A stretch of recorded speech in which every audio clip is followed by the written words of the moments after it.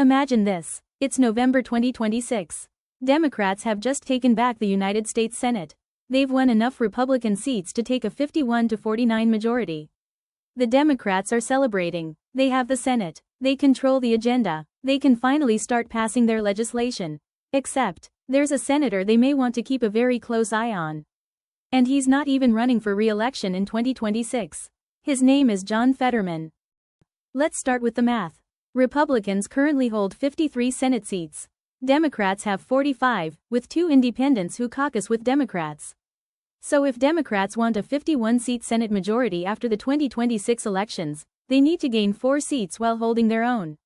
That's certainly possible, but here's the thing about a 51-seat majority. You don't have much room for rebellion. If Democrats have 51 senators and 1 Democrat votes with Republicans on a simple majority vote, they've suddenly got a 50-50 Senate. And that's where John Fetterman becomes interesting.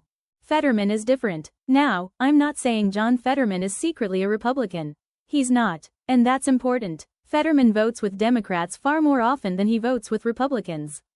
But he's also demonstrated something that could become extremely important in a narrowly divided Senate. He's willing to break with his party. A lot. CQ Roll Call's analysis of 2025 found that Fetterman broke with his Democratic caucus on almost 20% of party unity votes. That made him the Senate Democrat most likely to vote against his own party. And he hasn't exactly become more predictable in 2026. The Iran example. Look at what happened in May of 2026. The Senate considered a resolution designed to limit President Trump's ability to conduct military action against Iran. Fetterman was the only Democrat to vote with Republicans. And this wasn't just some meaningless vote. The resolution failed 49-50.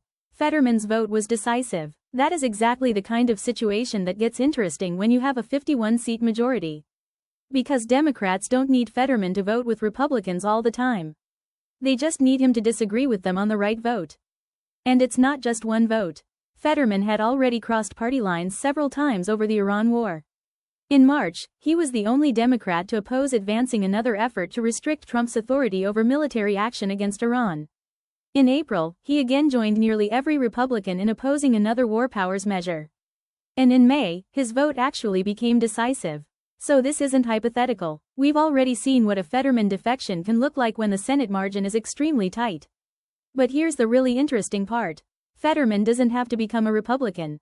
He doesn't even have to vote with Republicans very often.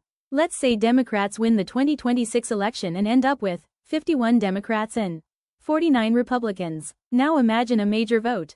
50 Democrats vote yes. John Fetterman votes no. 50 Republicans vote no. Suddenly it's 50-50. And depending on the type of vote, the result could come down to the vice president or require Democrats to find another Republican willing to cross the aisle. That means the Democratic leadership can't necessarily assume, we've got 51 votes, so we've got the votes. They may actually have to ask, where is Fetterman on this? And Fetterman has changed his position on something else. There's another reason I think Fetterman could be particularly interesting in a future Democratic Senate majority. The filibuster. In July 2026, Fetterman publicly said Democrats had been wrong to attack the 60-vote Senate rule. He now argues that the filibuster forces compromise. That matters because even if Democrats win 51 seats, they won't automatically be able to pass most major legislation. A lot of Senate legislation still requires 60 votes to overcome a filibuster. So Democrats would already need Republican cooperation on many major bills.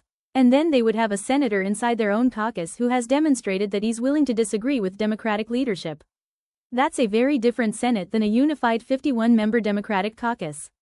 But don't make the mistake of calling Fetterman a Republican. This is where I think the story gets more interesting. He has voted with Democrats on plenty of important legislation. And he still identifies as a Democrat. The better description is, John Fetterman is a wild card. And in a Senate where Democrats have only 51 seats, a wild card can be extremely important.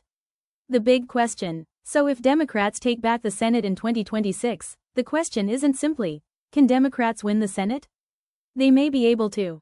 The more interesting question is, what can Democrats actually do with a 51-seat majority? Because 51 seats sounds like a lot. But it's really only one vote more than the other party. And one of those 51 Democrats has already shown that he's willing to cross the aisle. That senator isn't running for re-election in 2026. His term doesn't expire until 2029.